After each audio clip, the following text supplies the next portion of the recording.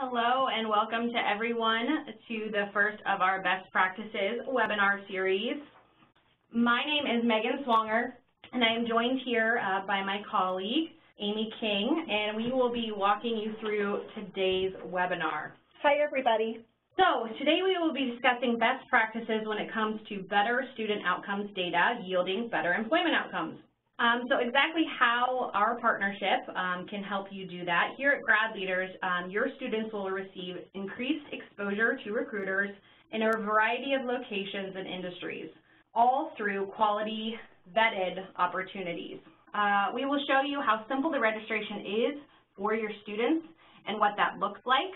And then followed by that, we'll walk through a brief GradLeaders recruiting demo that Amy will be showing you, so you can see exactly what it looks like as an employer is going in and performing some of these searches in our employer-facing platform. Lastly, we'll review some key takeaways that will really help your students successfully connect with our employer partners. So let's break it down from there. As a GradLeaders partner, your students gain visibility to 600,000 recruiters from over 100,000 companies each season.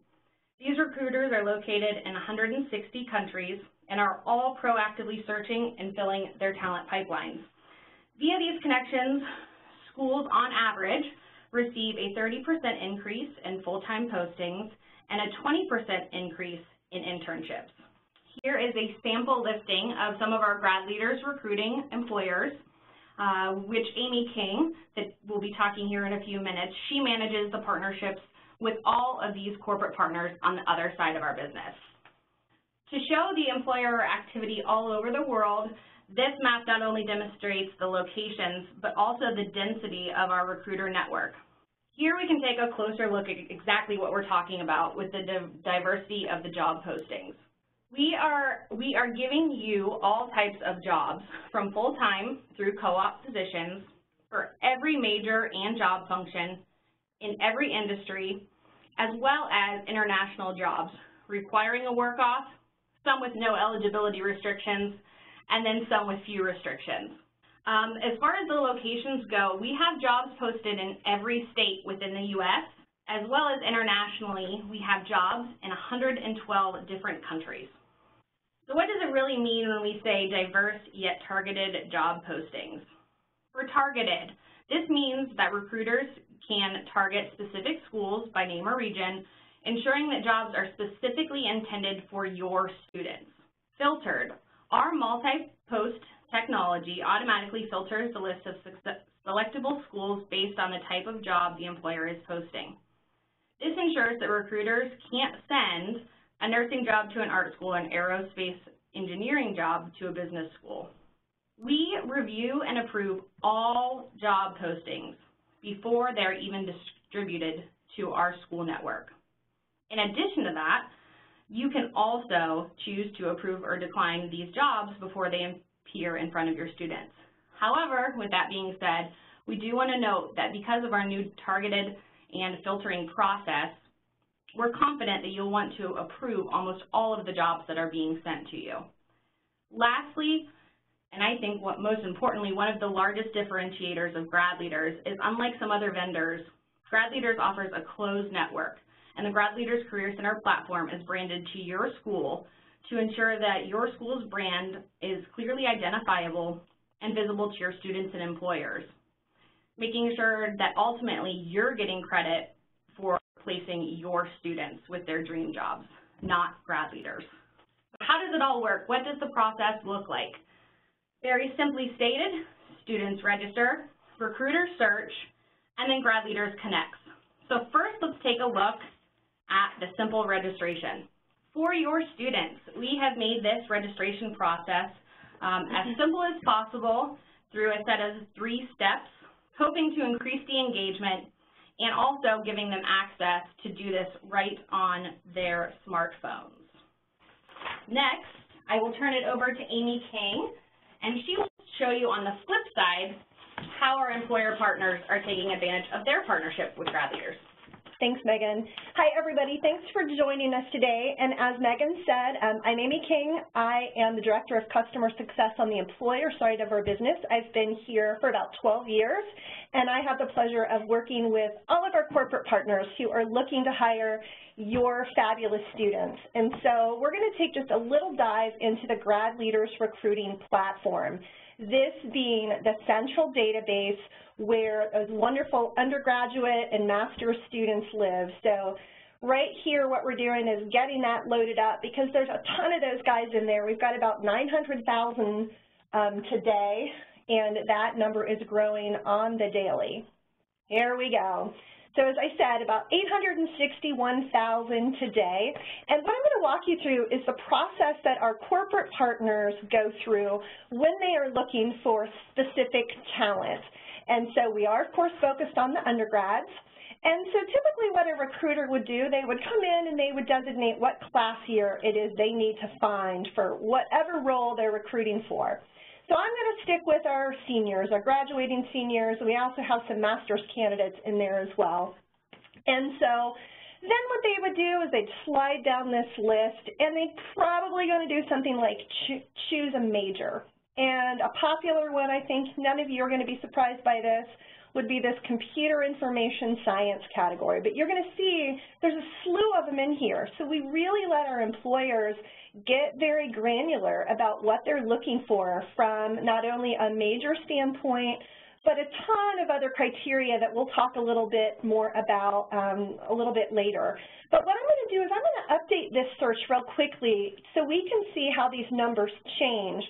We started with 861,000, then I added in seniors, so that dropped us to 34,000, almost 35,000 in combination with the major category of computer or information science.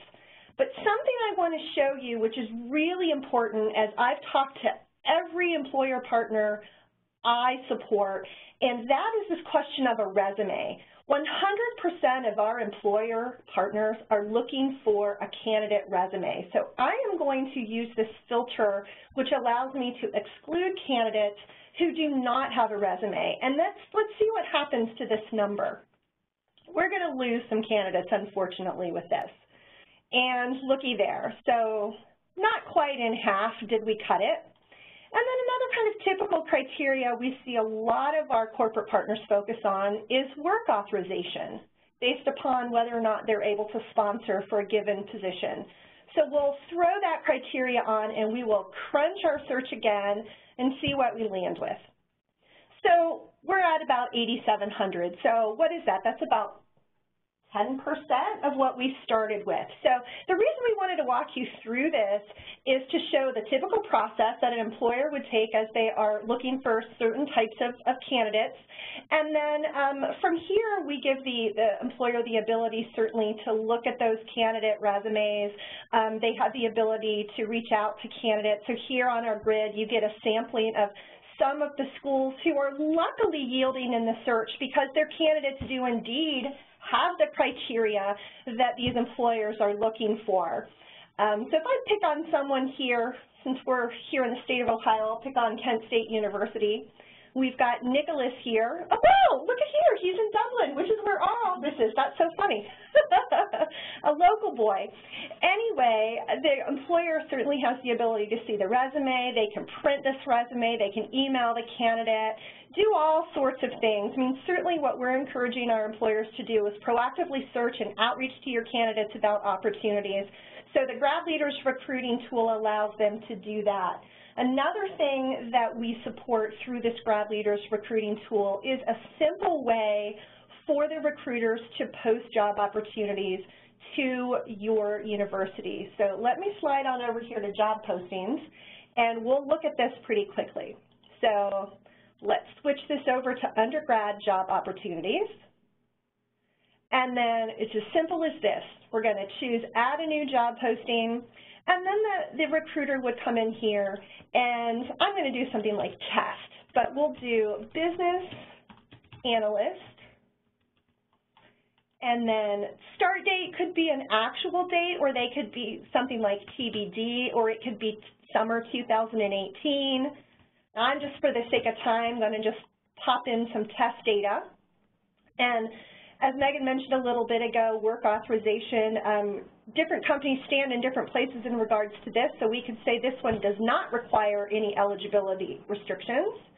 And maybe we'll call this a full-time opportunity, excuse me, for a senior, and we'll call this job, we'll say it's in the Chicago metro area, and maybe the function is for business admin.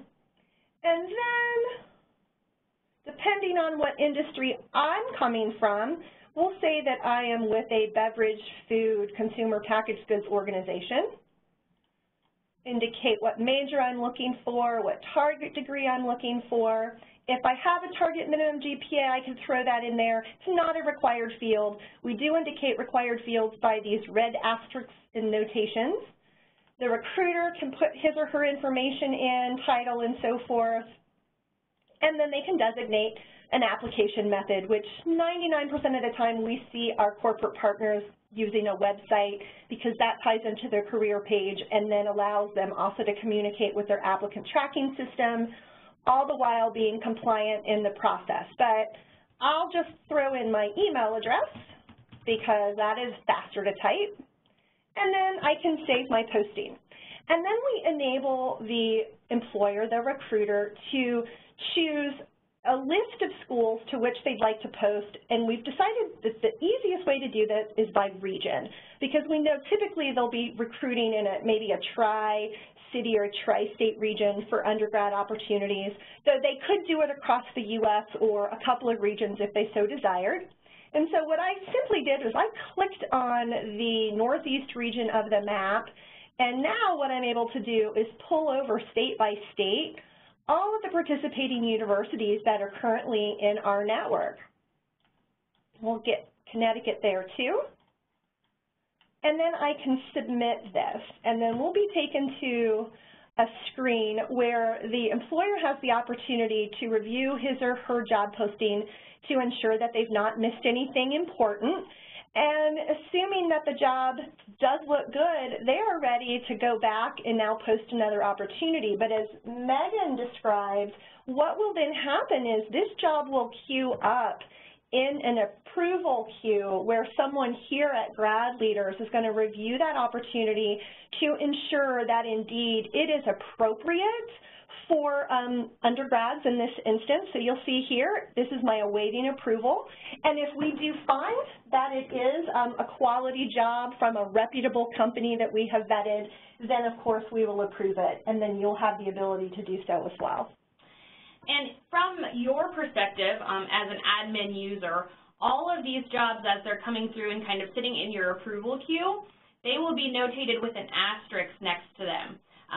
This is a permission that only you will see as an admin user. Your students will not. But this also will be a good indicator for you of those jobs that are coming to you via the partnership with GradLeaders and our multi-post technology.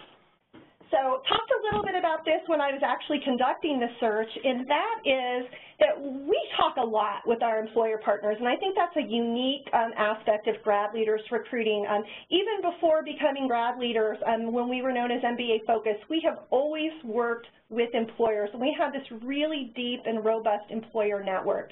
And so really you think of these employers as the true consumer of your candidates. So it's important that we are putting their best feet forward in terms of what are those data points that our employers need to understand in order to make well-informed hiring decisions. So we've surveyed all of our corporate partners. You'll see here we've surveyed over, not quite 1,000 of them last summer. And this list is kind of a summary of the key profile criteria employers are looking for as they're searching for undergrads. Top of the list, of course, is major, and then followed by work auth, current location, class year, and I don't need to read that whole list to you.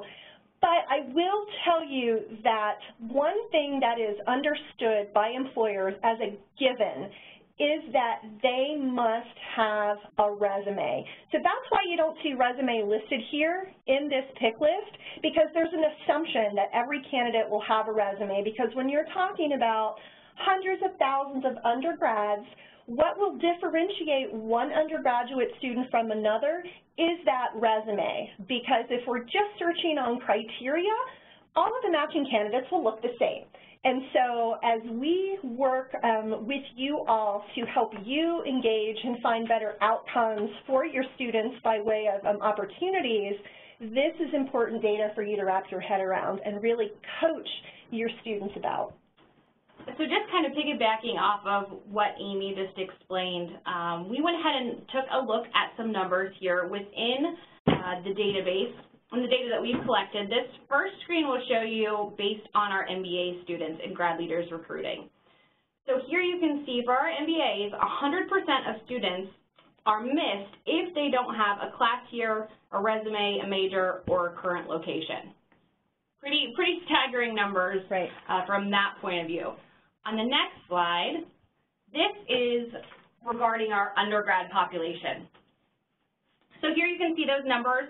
They pretty closely mimic what we saw with our MBA population. However, Amy and I took it a step further, and we pulled some additional numbers that won't be on the screen. But right here you see we have 859,473 students, okay? So half of them don't currently have a resume. So that takes our number to about 400,000 candidates. Then if we take it one filter further and include that U.S. work off status, then we only get 182,000 viable candidates. So that means that about 21% of candidates that are being searched upon with an employer's most basic search, they're only receiving 21% of this 859 and some thousand. So those are two of the things we know the employers are doing off the bat, and it shrinks the numbers very quickly to just 21% of that.